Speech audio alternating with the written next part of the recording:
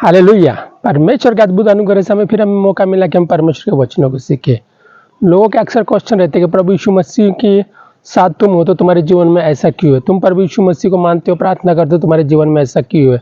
आज उन्हीं सभी लोगों को जो आपसे ये क्वेश्चन करते हैं उनको किस रीति से उत्तर देना मैं आप लोग को बताता हूँ परमेश्वर के वचनों के द्वारा। आइए हम परमेश्वर का एक नया वचन सीखते हैं जो कि मत्ती अध्याय 8 का 23 से आगे तक मैं बताऊंगा आपको, लगभग 26 तक। इसमें लिखा है, जब वो नाव पर चढ़ा तो उसके चेले उसके पीछे हो लिए और देखो झील में एक ऐसा बड़ा तूफान उठा कि नाव लहरों से ढकने लगी और वो सो रहा था। हालेलुया।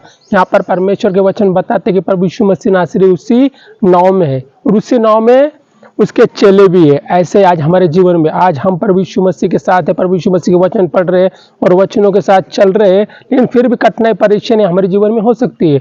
बाइबल यहाँ पे आगे बताती है कि वहां पे, और देखो झील में एक ऐसा बड़ा तूफान उठा कि नाव लहरों से ढकने लगी और वो सो रहा था। हालेलुया। और प्रभु यीशु मसीह साथ में, तो यहाँ पर तूफान और आंधी आना ही नहीं चाहिए था, लेकिन बाइबल बताती है कि प्रभु यीशु मसीह होने के बावजूद वहां पर आंधी और तूफान आया।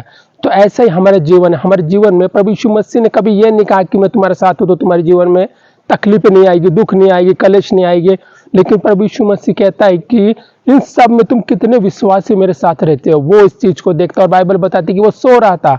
बाइबल इस चीज को बताती है कि प्रभु यीशु मसीह नासरी सो रहा था का मतलब ये नहीं कि वो पक्का नींद से, वो अपने चेलों के विश्वास को चेक कर रहा था। आज हो सकता है कि हमारे जीवन में जो परेशानियां है प्रभु यीशु मसीह नासरी हमारे विश्वास को चेक कर रहा हो, हमको परख रहा हो, कि वो देख रहा हो कि इस कठिनाई में, परेशानी में और उपद्रव कलेश के अंदर वो कितना तुम प्रभु यीशु मसीह के ऊपर विश्वास करते हो। इसलिए मैं आप सबसे कहना चाहता हूँ कि आप उस आंधी और तूफान को मत देखिए, आप प्रभु यीशु मसीह नासरी के पास देखिए। और आगे उसके अंदर वचनों में बताया गया है कि तब चेलों ने पास जाकर उसे जगाया और कहा, है प्रभु हमें बचा, हम नष्ट हुए जाते हैं। और उसने उनसे कहा, है अल्पविश्वासी क्यों डरते हो? कहीं आज हम भी अल्पविश्वासी नहीं है, क्योंकि यहाँ पर चेलों ने उसे जगाया। ये इसका मतलब समझ में आता है हमको कि उसके चेलों का ध्यान प्रभु यीशु मसीह के पास बाद में गया। पहले वो आंधी और तूफान को देख रहे थे, उनका ध्यान वहां की परिस्थितियों पर था, वहां पर उनका ध्यान नाव को ऊपर नीचे हो रही है उसके ऊपर था। ये भूल गए प्रभु यीशु मसीह हमारे साथ में, उनको ऐसा लगा कि अब हम मरने वाले, अब प्रभु यीशु मसीह को जगा देते कि बस हमारा अंत समय आ गया। इसलिए प्रभु यीशु मसीह ने कहा उन्हें, हे अल्पविश्वासी तुम्हारा विश्वास का है।